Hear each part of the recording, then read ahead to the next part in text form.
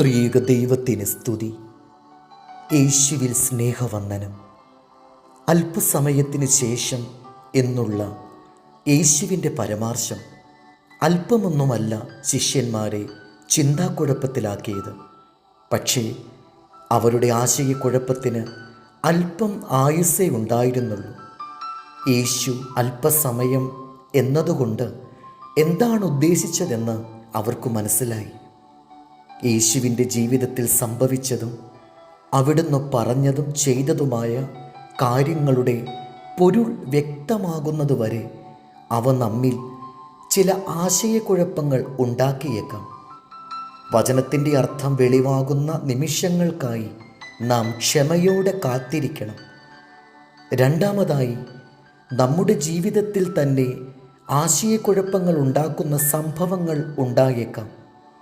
അപ്രതീക്ഷിതമായി ഉണ്ടാകുന്ന പരാജയങ്ങൾ, ദുഃഖങ്ങൾ, അനിഷ്ട സംഭവങ്ങൾ, രോഗം, അപകടം, മരണം, അങ്ങനെ പലതും. യേശുവിൻ്റെ മരണത്തിനും ഉത്ഥാനത്തിനും ശേഷമാണ് യേശുവിൻ്റെ വചനങ്ങളുടെ പൊരുൾ ശിഷ്യർക്ക് മനസ്സിലായത് എന്നതുപോലെ യേശുവിൻ്റെ മരണത്തിൻ്റെയും ഉയർപ്പിൻ്റെയും വെളിച്ചത്തിൽ നോക്കുമ്പോൾ മാത്രമാണ് നമ്മുടെ ജീവിതത്തിലുണ്ടാകുന്ന സംഭവങ്ങൾ അർത്ഥശൂന്യങ്ങളല്ലെന്നും അവ യേശുവിൻ്റെ കുരിശുപോലെ രക്ഷാകരമാക്കി തീർക്കുവാൻ സാധിക്കുമെന്നും നമുക്ക് മനസ്സിലാകുന്നത്. അല്പസമയം കഴിഞ്ഞാൽ നിങ്ങൾ എന്നെ കാണും എന്ന യേശുവിൻ്റെ വാഗ്ദാനം ശിഷ്യന്മാർക്ക് മാത്രമുള്ളതല്ല, നമുക്കോരോരുത്തർക്കുമുള്ള വാഗ്ദാനമാണ്. യേശു യഥാർത്ഥത്തിൽ ആരാണെന്ന് മനസ്സിലാക്കാൻ ശിഷ്യരെ സഹായിച്ചത് തൻ്റെ ഉത്ഥാനത്തിനും പരിശുദ്ധാത്മാവിൻ്റെ ആഗമനത്തിനും ശേഷമാണ്. എന്നും നമ്മോട് കൂടെയുള്ളവനും ജീവിക്കുന്നവനും ഒരിക്കലും നമ്മെ തള്ളിക്കളയാത്തവനുമായി യേശുവിനെ അവർ തിരിച്ചറിഞ്ഞു.